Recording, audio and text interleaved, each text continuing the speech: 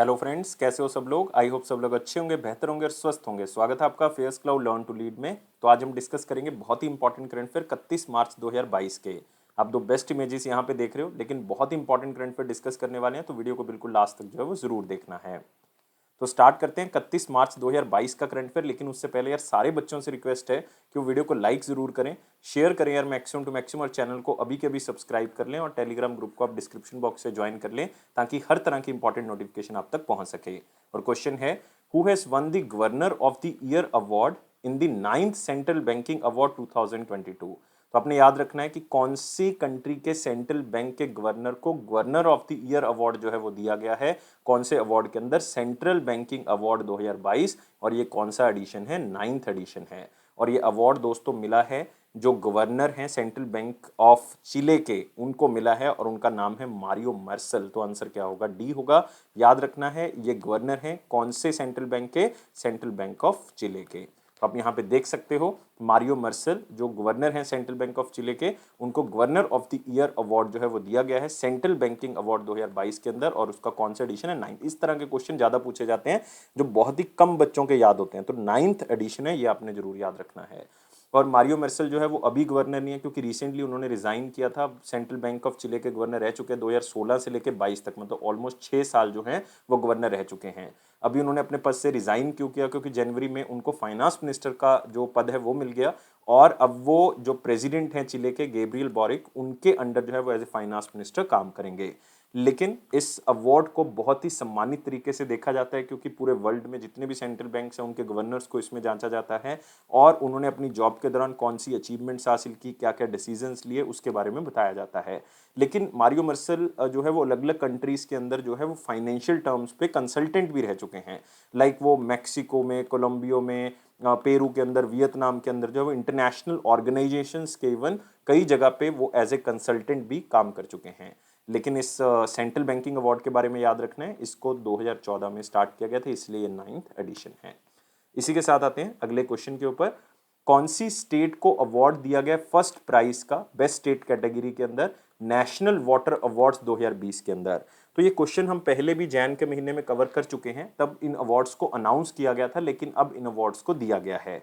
तो वैसे तो ये अवार्ड्स जो है वो घोषित किए गए थे, वो जल शक्ति के जो यूनियन मिनिस्टर थे गजेंद्र सिंह शेखावत जी, उनकी तरफ से इसकी घोषणा कर दी गई थी। लेकिन अब रामनाथ कोविंद जी के साथ मिलकर उन्होंने इन अवार्ड्स को प्रदर्शित किया, और पहला प्राइज बेस्ट स्टेट कैटेगरी के अंदर नेशनल वाटर अवार्ड 2020 में जीता है उत्तर प्रदेश ने। तो आंसर क्या होगा इसका, डी होगा। तो आप यहाँ पे देख सकते हैं बहुत ही अलग अलग तरह की कैटेगरीज हैं। टोटल 11 कैटेगरीज हैं दोस्तों, जिसमें ये नेशनल वाटर अवार्ड्स जो हैं वो दिए जाते हैं। 2020 के दिए गए हैं इस साल, ये याद रखना है। तीसरा एडिशन है, ये याद रखना है। टोटल 11 कैटेगरीज हैं, जैसे एक हो गया बेस्ट स्टेट हो गया, एक बेस्ट डिस्ट्रिक्ट हो गया, बेस्ट विलेज पंचायत हो गया, बेस्ट अर्बन लोकल बॉडी हो गया, बेस्ट मीडिया हो गया, बेस्ट स्कूल हो गया। तो ये अलग अलग कैटेगरीज हैं, लेकिन आपको इसमें सिर्फ 2 कैटेगरीज याद रखनी है। एक तो बेस्ट स्टेट, बेस्ट स्टेट में यूपी पहले पे है, दूसरे पे राजस्थान है, और तीसरे पे कौन है, तमिलनाडु। ये तो तीनों आपने याद रखनी है। लेकिन बेस्ट डिस्ट्रिक्ट को आगे 5 जोन में डिवाइड किया गया, ऐसे ही बेस्ट विलेज पंचायत को भी 5 जोन में, तो आपको वो याद रखने की जरूरत नहीं। तो बेस्ट डिस्ट्रिक्ट में नॉर्थ जोन में मुजफ्फरनगर जो है वो सबसे आगे है, याद रखना है, मुजफ्फरनगर उत्तर प्रदेश में सबसे आगे है। दूसरा स्थान जो है पंजाब में शहीद भगत सिंह नगर है, लेकिन आपने दूसरा स्थान याद नहीं रखना।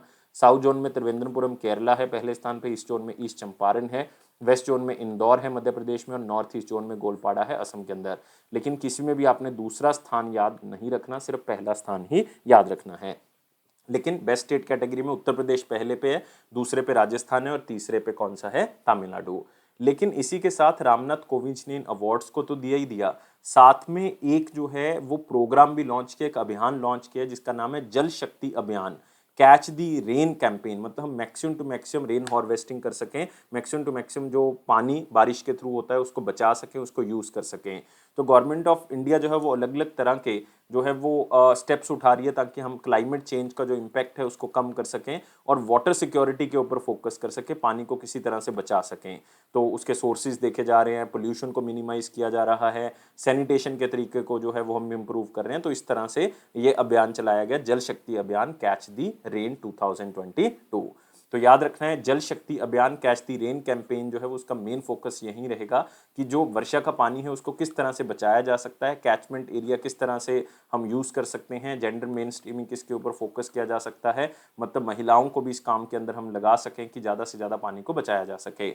और इसी के साथ ये अनाउंसमेंट की गई कि इंडिया वाटर वीक, याद रखना है इंडिया वाटर वीक जो कि 7th एडिशन होगा इंटरनेशनल वाटर रिसोर्सेज इवेंट का, वो किया जाएगा 1 से लेकर 5 नवंबर को 2022। ये बहुत इंपॉर्टेंट है, यहाँ से क्वेश्चन पूछा जा सकता है कि इंडिया वाटर वीक जो है वो कब मनाया जाएगा, 1 से लेकर 5 नवंबर के बीच में।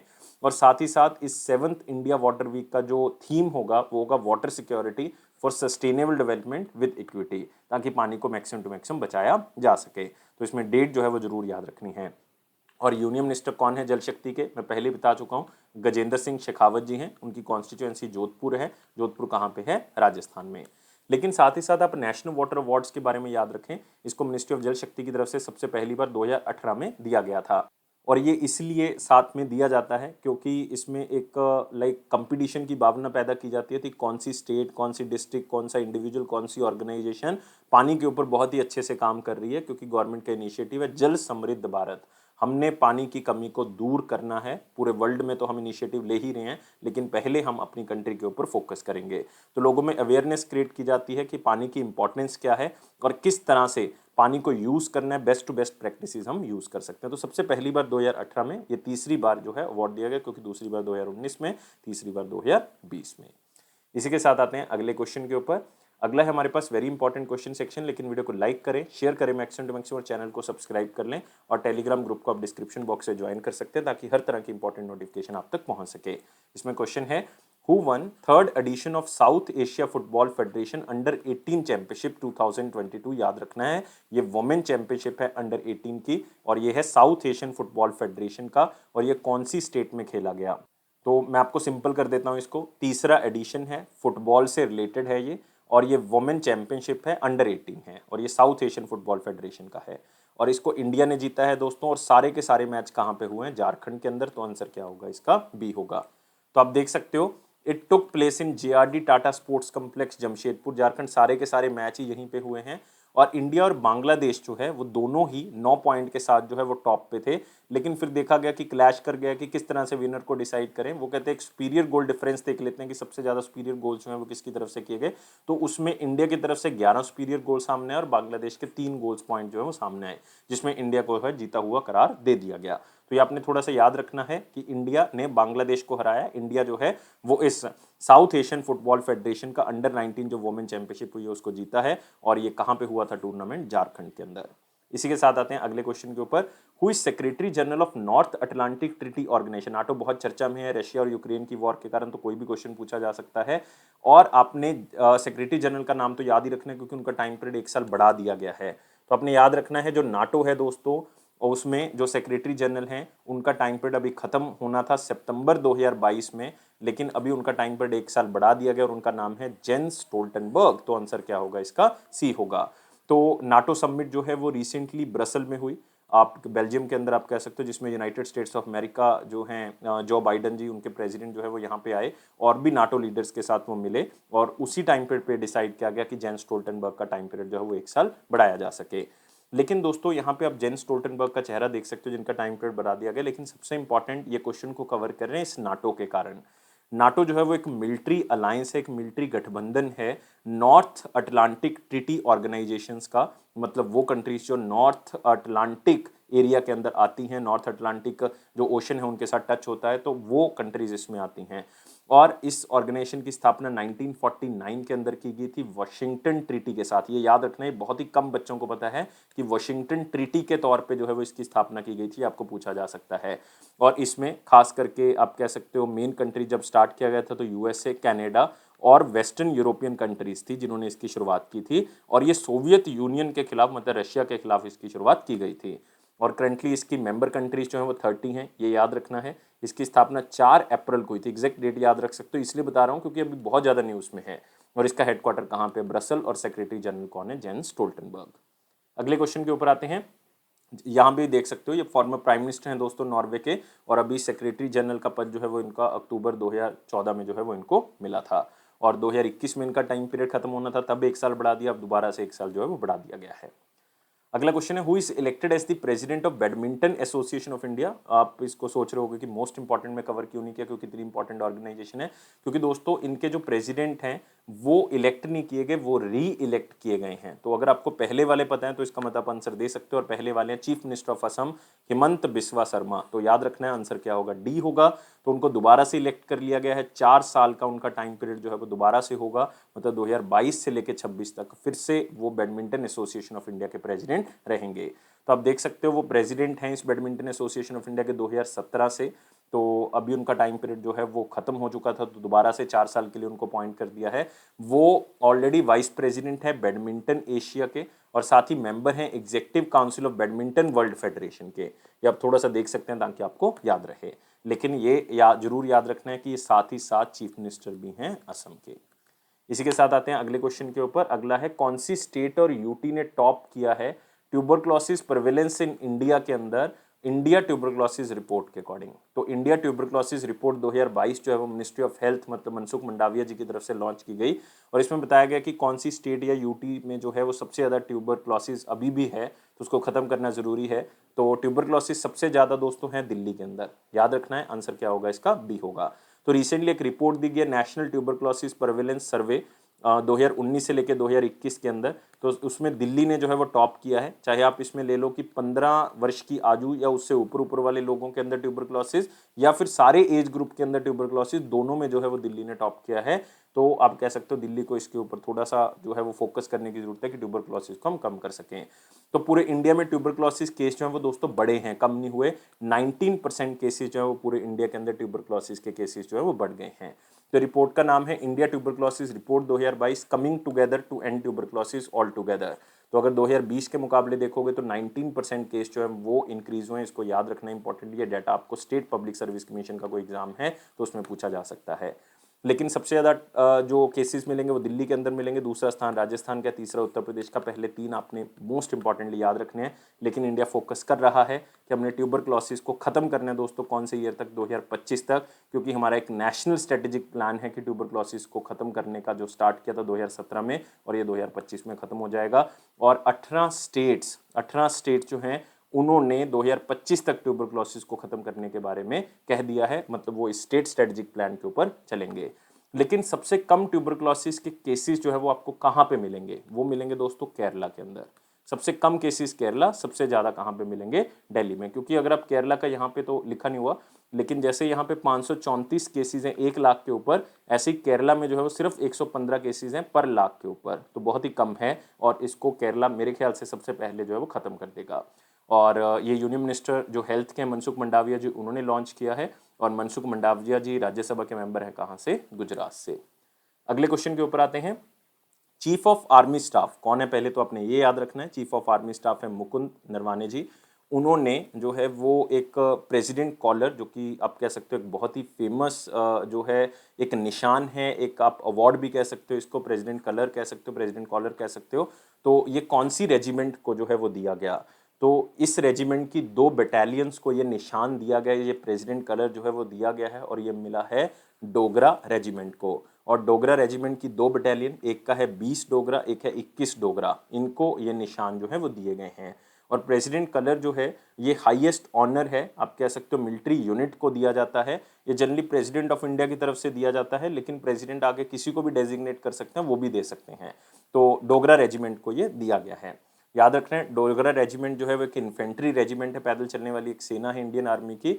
और इस रेजिमेंट का जो पूरा रिलेशन है वो ब्रिटिश इंडियन आर्मी के अंदर आता है, क्योंकि ब्रिटिश इंडियन आर्मी ने ही इसकी स्थापना की थी।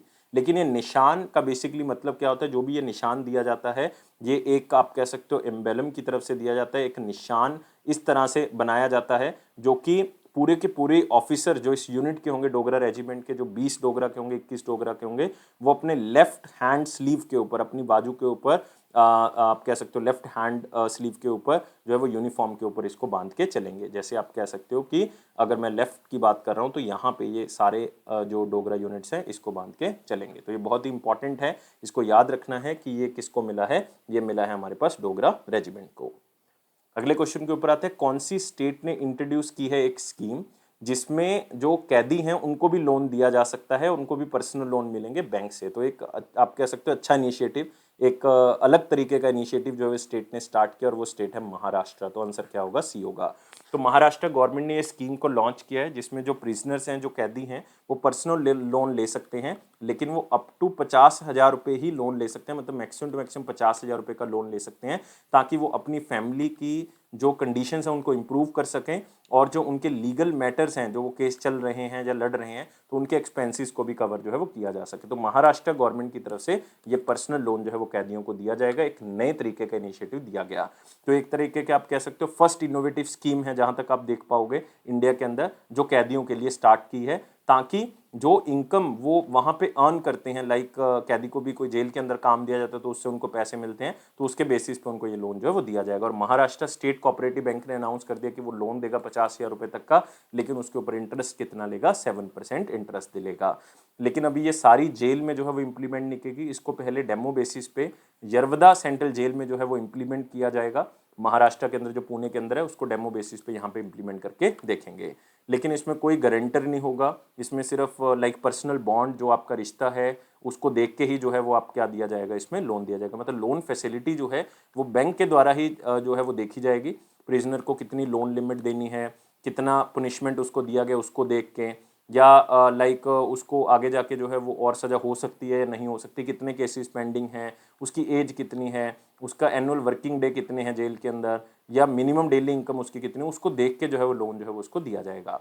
लेकिन इन 7% इंटरेस्ट में जो बैंक को मिलेगा, उसमें 1% इंटरेस्ट जो है वो स्टेट का जो प्रिजनर वेलफेयर फंड है उसमें दिया जाएगा, ताकि कैदियों की भलाई के लिए वो पैसा यूज़ किया जा सके।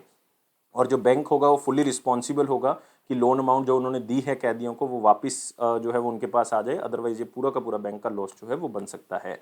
लेकिन ये बैंक की रिस्पॉन्सिबिलिटी है कि उन्होंने लोन जो है वो सारी चीज़ों को जांच परख के प्रोवाइड करना है।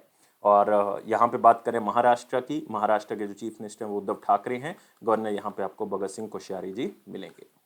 अगले क्वेश्चन के ऊपर आते हैं। अगला क्वेश्चन है हमारे पास, कौन सी कंपनी ने एक वॉलेट प्रोग्राम जो है वो लॉन्च किया है? इंडिया का first industry based digital customer engagement और रिवॉर्ड्स प्रोग्राम है।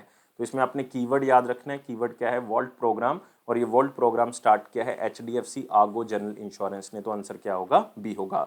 मतलब HDFC आर्गो जनरल इंश्योरेंस आपको कुछ टास्क देगा जो कि कुछ इंश्योरेंस से रिलेटेड होंगे या कोई पॉलिसी से रिलेटेड होंगे। अगर उसको पूरा करते हो तो आपको कुछ रिवॉर्ड्स दिए जाएंगे, जो कि आपको उस वॉलेट के अंदर, मतलब HDFC आर्गो की जो एप्लीकेशन है उसमें आपको मिलेगा।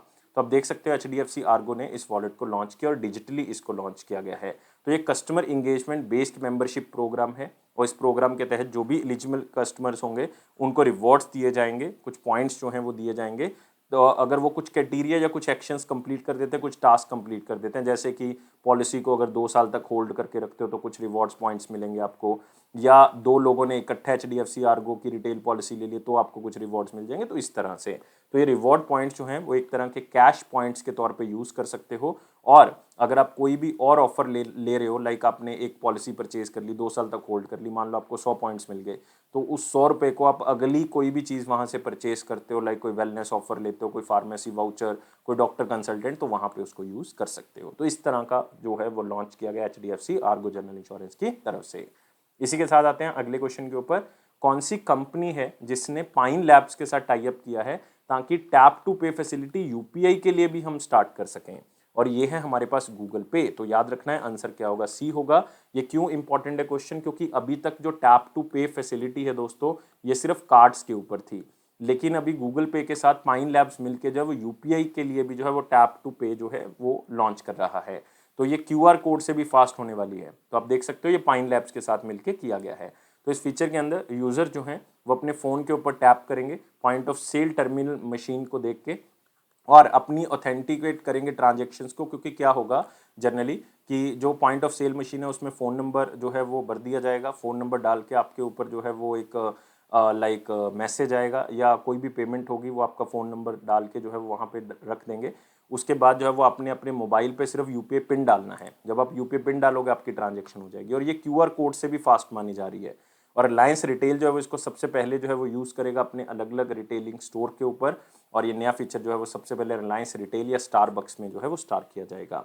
और याद रखना है पाइन लैब जो है वो एक बहुत ही फेमस ई कॉमर्स प्लेटफॉर्म के तौर पे जाना जाता है, जो कि अलग अलग तरह के Android point of sale machines जो है वो प्रोवाइड करता है छोटे रिटेलर्स को या बड़ी बड़ी कंपनीज को। अब यूपीआई फीचर्स के थ्रू भी टैप टू पे हो सकता है, पहले ये कार्ड के थ्रू ही होता था।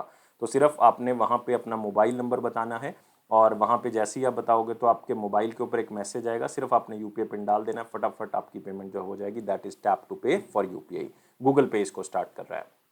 नेक्स्ट आते हैं, इंडिया और कौन सी कंट्री के बीच में एक एमओयू साइन किया है ताकि लिथियम और कोबाल्ट जो मिनरल्स हैं, रिसोर्सेज, उसको एक्सप्लोर किया जा सके, क्योंकि ये दोनों मिनरल्स इलेक्ट्रिक व्हीकल्स की जो बैटरीज हैं उसको बनाने में यूज़ होता है, या इलेक्ट्रिक व्हीकल्स के अंदर इसको यूज़ किया जाता है, क्योंकि लिथियम एक बहुत ही की कंपोनेंट है जो बैटरी के अंदर यूज़ किया जाता है इलेक्ट्रिक व्हीकल्स के लिए। और ये टाई अप हुआ है ऑस्ट्रेलिया के साथ, क्योंकि ऑस्ट्रेलिया के अंदर लिथियम और कोबाल्ट मिनरल्स भारी मात्रा में पाए जाते हैं। तो 6 महीने का ये एग्रीमेंट है बेसिकली, कि ऑस्ट्रेलिया के अंदर जो गवर्नमेंट ऑफ इंडिया और ऑस्ट्रेलिया दोनों मिलकर $6 मिलियन जो हैं वो उसके ऊपर खर्च करेंगे, ताकि लिथियम और कोबाल्ट माइंस जो है वो ऑस्ट्रेलिया के अंदर एक्सप्लोर की जा सकें अगले 6 महीनों के अंदर। और ये लिथियम और कोबाल्ट मैं पहले ही बता चुका हूँ, एक एसिड्स हैं ऑस्ट्रेलिया के लिए, और ऑस्ट्रेलिया के अंदर ये बहुत भारी मात्रा में पाए जाते हैं। लेकिन इलेक्ट्रिक व्हीकल जिस तरह से बढ़ रहे हैं तो उनकी बैटरीज का निर्माण हमने बढ़ाना है, तो लिथियम की बहुत ज़्यादा ज़रूरत है।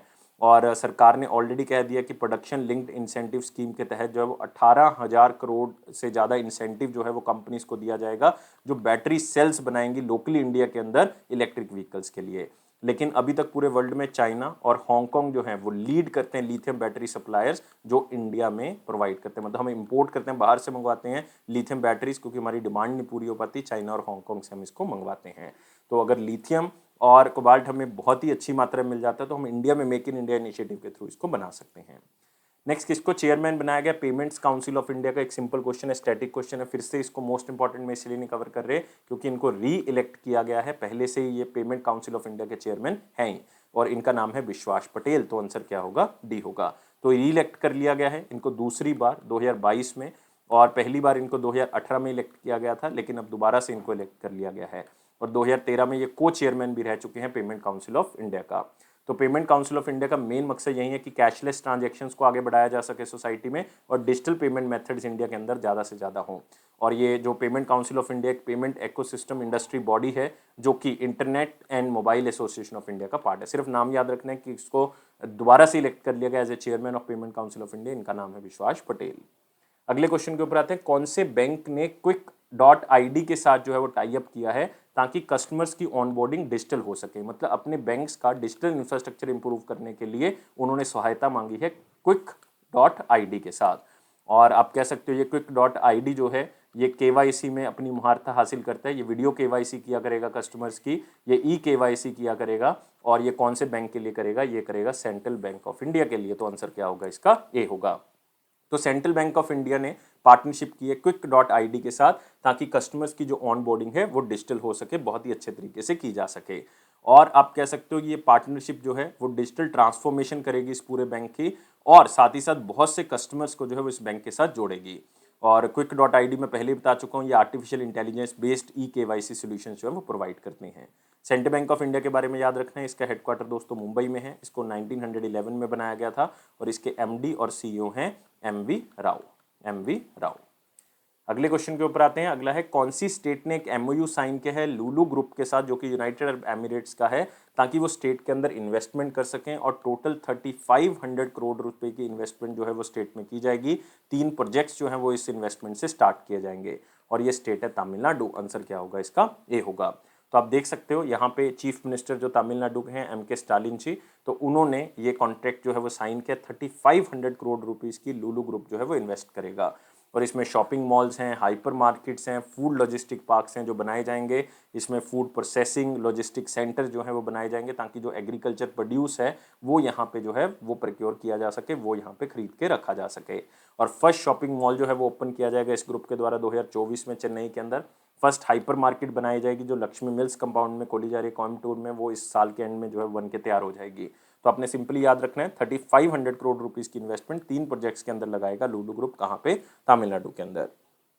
अगले क्वेश्चन के ऊपर आते हैं। अगला है, असम और मेघालय ने एक पैक्ट साइन किया है ताकि जो आप कह सकते हो कि उनका बॉर्डर डिस्प्यूट चल रहा है 6 अलग अलग जगह में, क्योंकि वैसे तो 12 जगह के अंदर चल रहा है, लेकिन 6 जगह के अंदर जो चल रहा था वो यहाँ पे खत्म होने के चांसेस बढ़ चुके हैं। क्योंकि आप यहाँ पे देख सकते हो हिमंत बिस्वा शर्मा आप देख रहे हो, कर्नाड संगमा जी देख रहे हो, और हमारे जो होम मिनिस्टर हैं अमित शाह जी मुस्कुराते हुए, तीनों के तीनों जो है मुस्कुरा रहे हैं, क्योंकि अमित शाह जी यहाँ पे खड़े हुए हैं तो उनके सामने मुस्कुराना पड़ेगा उनको। तो 6 जो है वो जगह के ऊपर उनका पीस एग्रीमेंट जो है वो साइन हुआ, क्योंकि बॉर्डर डिस्प्यूट जब उनका चल रहा था। तो 5 डेके मतलब आप कह सकते हो 50 साल से ये बॉर्डर डिस्प्यूट जो है वो असम और मेघालय के बीच में है। जिस तरह से जब से मेघालय जो है वो असम से अलग हुआ है 1972 से, तब से ये इशू जो है वो उनका मेघालय और असम का आपस में चल रहा है, क्योंकि असम रीऑर्गेनाइजेशन एक्ट जो है वो 1971 में दोबारा से बनाया गया था। और आप कह सकते हो एक रीजनल कमेटी बना दी गई है, एक नहीं इसमें अलग अलग लेवल पे रीजनल कमेटीज बनाई गई हैं, और उन्होंने 5 म्यूचुअली एग्रीड प्रिंसिपल्स के ऊपर डिस्प्यूट को सॉल्व करने के बारे में कहा है। और वो 5 अलग अलग प्रिंसिपल्स कौन से हैं? एक तो हिस्टोरिकल पर्सपेक्टिव है कि पुराने जो हमारा कल्चर है उसको देखा जा सके, लोकल पॉपुलेशन को देखा जा सके, और जो बाउंड्री डिस्प्यूट है उसको ख़त्म किया जा सके, हिस्टोरिकल पर्सपेक्टिव है उसको बचाया जा सके, और आप कह सकते हो कि एडमिनिस्ट्रेटिव कन्वीनियंस भी देखी जा सके कि कौन सा एरिया कौन ज़्यादा अच्छे से संभाल सकता है।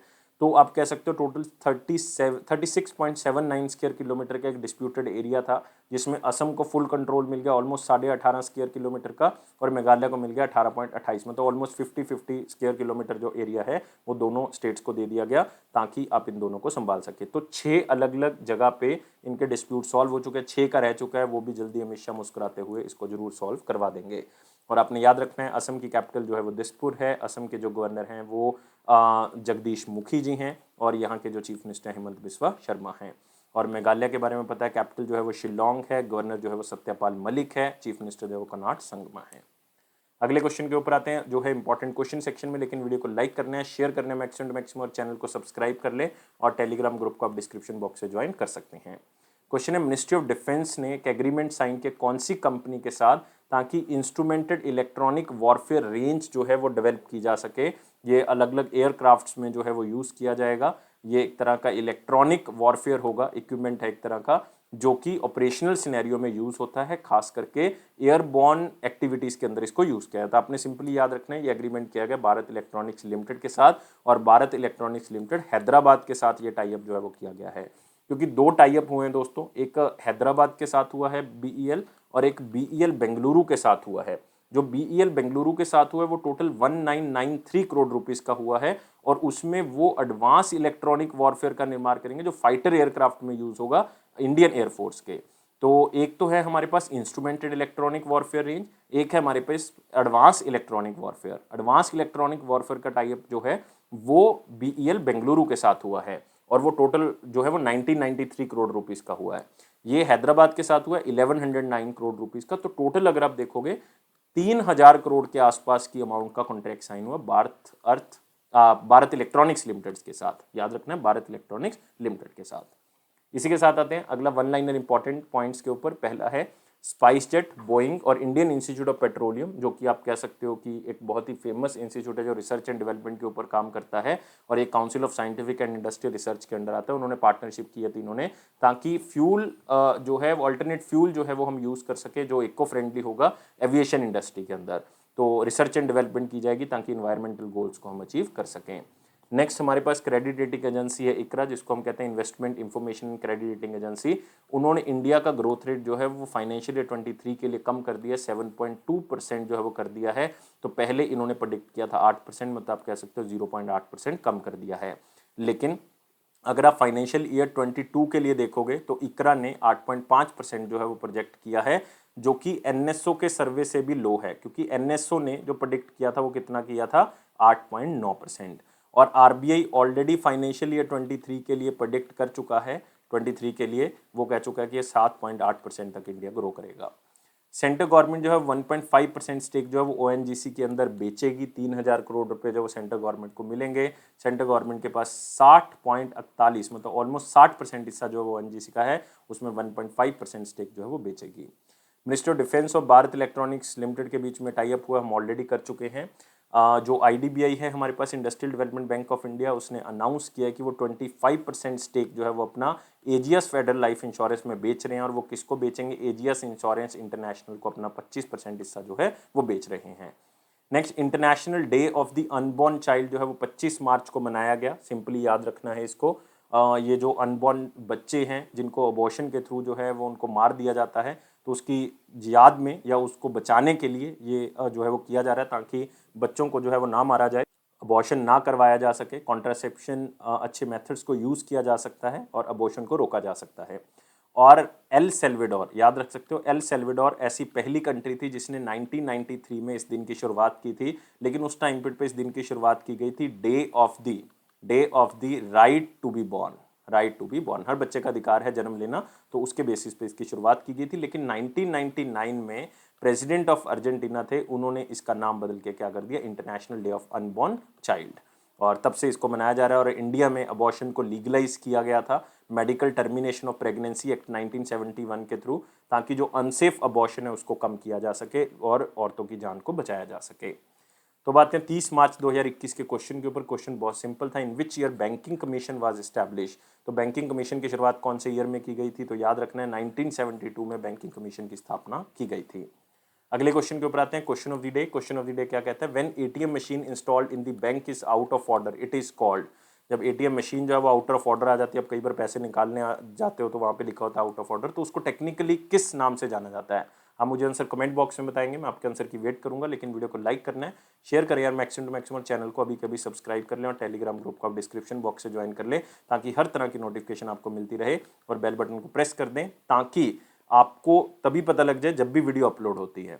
और ये अफेयर्स क्लाउड का प्रॉमिस है कि आपके कॉन्फिडेंस को जरूर बूस्ट करेगा। इसी तरह से हमें सपोर्ट करते रहे, और वीडियो को देखने के लिए बहुत बहुत शुक्रिया। लाइफ को बहुत ज़्यादा सीरियस लेके नहीं जियोगे और हमेशा खुश रहोगे स्माइली की तरह। Thank you guys, take care and bye bye.